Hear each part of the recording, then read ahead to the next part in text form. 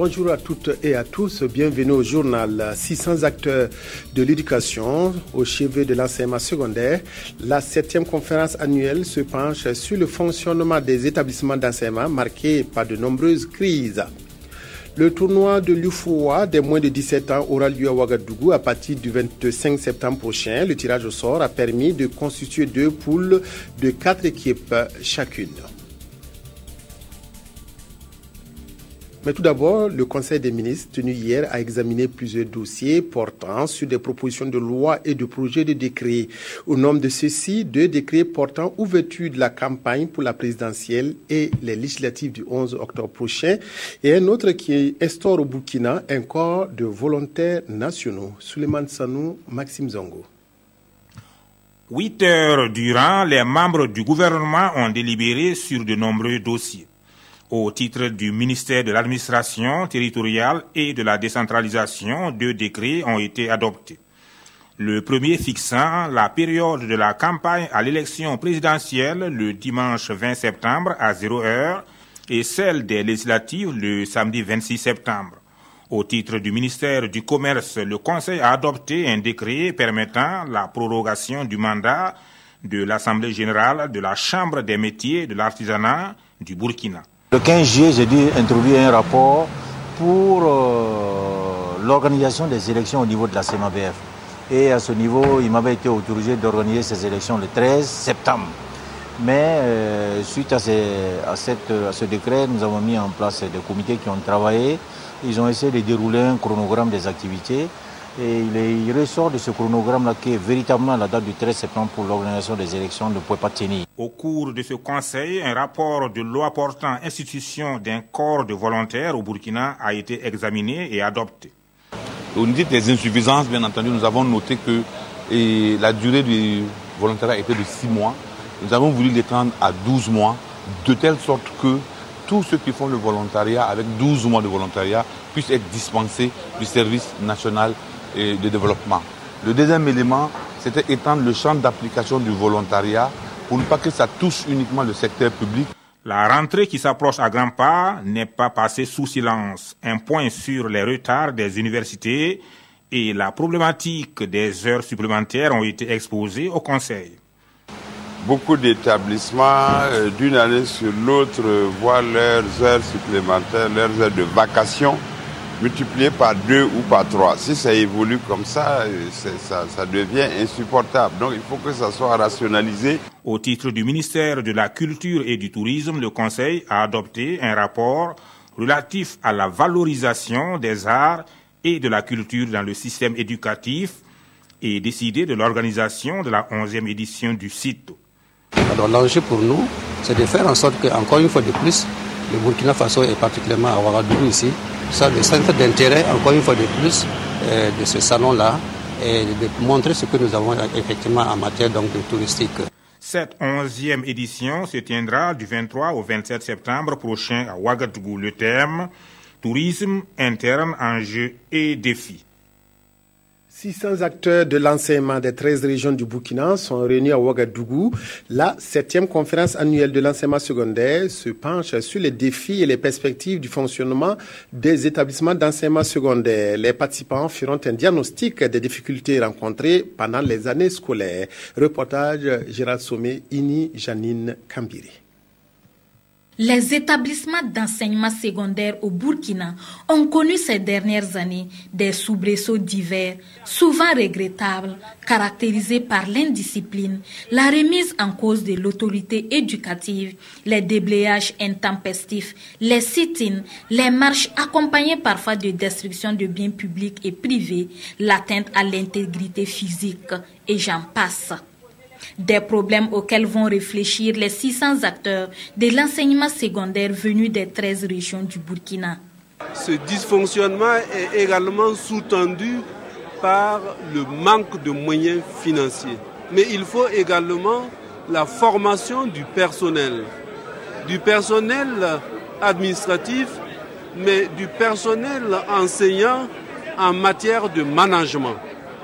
Parce que les relations interpersonnelles dans la communauté éducative, ces relations sont très importantes. Les recommandations issues de la 7e conférence annuelle de l'enseignement secondaire contribueront à assurer aux différents acteurs un meilleur climat de travail et de meilleures performances. Il s'agit d'affronter l'année scolaire 2015-2016 avec beaucoup plus de sérénité.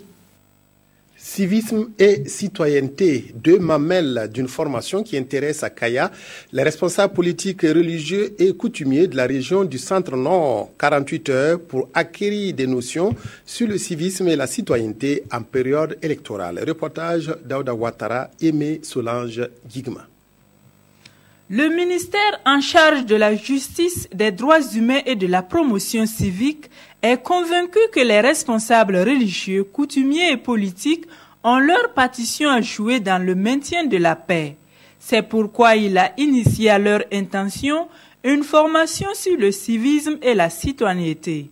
L'objectif pour nous, c'est de faire en sorte à leur rappeler leurs droits en tant que formation politique, mais aussi leurs devoirs au même titre, afin que tous ensemble nous passions cette période électorale avec joie, avec fraternité, de sorte que les gagnants soient félicités par les perdants, en se disant que c'est une étape de leur participation à la vie de la nation. Cette session de formation de 2 jours à Kaya est la dernière étape d'une série qui a concerné toutes les régions dans l'optique de fournir à ces acteurs des outils pour des élections apaisées au Burkina. Le programme socio-économique de la transition PSUT dote le ministère de la Santé de motos neuves. Ces moyens roulants permettront de renforcer les capacités opérationnelles des agents de santé dans leur mission en faveur du bien-être des populations. Moussa Ouedraogo, Draman Guinée. Par cet acte, le ministère de la Santé reçoit officiellement un échantillon de 60 motos offertes par le programme socio-économique d'urgence de la transition au profit des centres de santé et de promotion sociale CSPS. Du matériel roulant d'une valeur de 104 millions de francs CFA pour résoudre le problème de mobilité des agents de santé dans les zones rurales. Je crois que c'est un geste qui vient convaincre tout le monde qu'en si peu de temps, beaucoup de choses peuvent se faire. Une soixantaine de motos qui vont sans doute permettre à notre système d'être encore plus opérationnel à travers l'activité de formation sanitaire qui sont en train d'être construites. C'est d'autant plus que dans une formation sanitaire, pour que le paquet minimum d'activité puisse être offert convenablement, surtout au niveau communautaire, il est important que l'agent de santé, les agents de santé disposent d'un matériel roulant capable de leur permettre de se mouvoir à tous les points de vue. Selon le coordonnateur du programme, Olivier Sawadogo, des bâtiments sont en chantier et seront livrés dans les jours à venir, toujours dans le cadre de la mise en œuvre du programme socio-économique d'urgence de la transition. La Sofitex sur le terrain pour encourager les producteurs à associer à la culture du coton génétiquement modifié OGM qui se vend mal sur le marché international, le coton conventionnel. Des équipes de la Nationale des fibres textiles ont rencontré les cotonculteurs de la région des Hauts-Bassins pour des échanges sur ce sujet. Reportage Drissa Traoré, Ali Traoré. Un champ de coton génétiquement modifié à perte de vue à Songalodara, à 30 km de Bobo du Lasso. Dans cette localité, les cultures sont à l'étape de floraison-capsulaison. Une bonne évolution, malgré le retard des pluies, mais cette qualité de coton se vend mal sur le marché international. C'est ce qui explique ce jour la visite de ces techniciens de la Nationale des fibres textiles. Le problème est que, avec le temps, on s'est rendu compte que la proportion de fibres coûte au niveau du CGM, du coton conventionnel génétiquement modifié, augmentait, alors que la fibre coûte ne se vend pas très bien. Donc on a demandé à ce qu'on augmente un peu la part du coton conventionnel. Sous forme d'échange, les techniciens ont pu expliquer les avantages qu'offre le coton conventionnel sur le marché. Les producteurs en retour ont promis d'associer la culture de ce coton à celui génétiquement modifié, mais à des conditions. Si on monte un peu le prix d'achat, on peut retirer en arrière. Parce que si tu as 20 hectares, tu peux diviser en deux, faire 10 hectares de conventionnel, 10 hectares de OGM. Ils ont demandé à ce qu'on puisse rendre disponible les insecticides, l'engrais à temps pour qu'ils puissent faire le travail dans les meilleurs délais. Pour cette année, la Sofitex expérimente la culture du coton conventionnel dans le champ de Numukes-Sano. Une expérience qui va certainement servir aux autres producteurs dans les années à venir. Patéo valorise le coton et permet à des milliers d'hommes et de femmes de s'habiller à la dernière mode.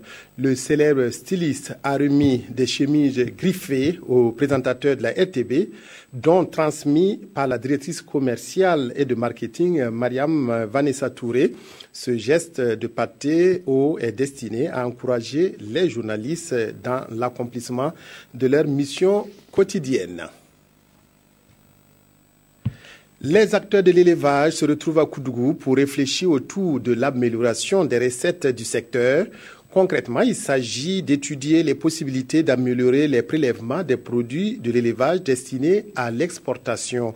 La perspective est de contribuer à alimenter le fonds de développement de l'élevage FODEL.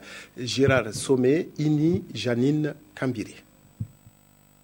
Au Burkina Faso, l'élevage, pratiqué par plus de 86% de la population, contribue à la création annuelle de 900 000 emplois et participe à hauteur de 18% au produit intérieur brut national. Avec les animaux sur pied, les cuirs et autres peaux, les produits de l'élevage constituent environ 26% des exportations et occupent le 3e rang après l'or et le coton. Mais cette contribution, bien qu'importante, mérite d'être maîtrisée, d'où l'atelier de Koudougou. Ce que nous attendons de cet atelier, c'est que les participants fassent des propositions concrètes pour nous dire exactement comment nous pouvons améliorer ces prélèvements-là au niveau des produits de l'élevage qui sont exportés. Cette contribution, une fois maîtrisée, pourrait améliorer conséquemment les recettes du Fonds de développement de l'élevage, FODEL, et lui permettre d'assurer de façon autonome le financement d'importantes réalisations en faveur des professionnels du secteur de l'élevage. Mais en attendant, 3 femmes bénéficient chacune d'un prêt d'1 million de francs CFA pour développer un élevage de volailles et de porcs. La Banque ouest-africaine de développement BOAD forme des journalistes sur les questions bancaires.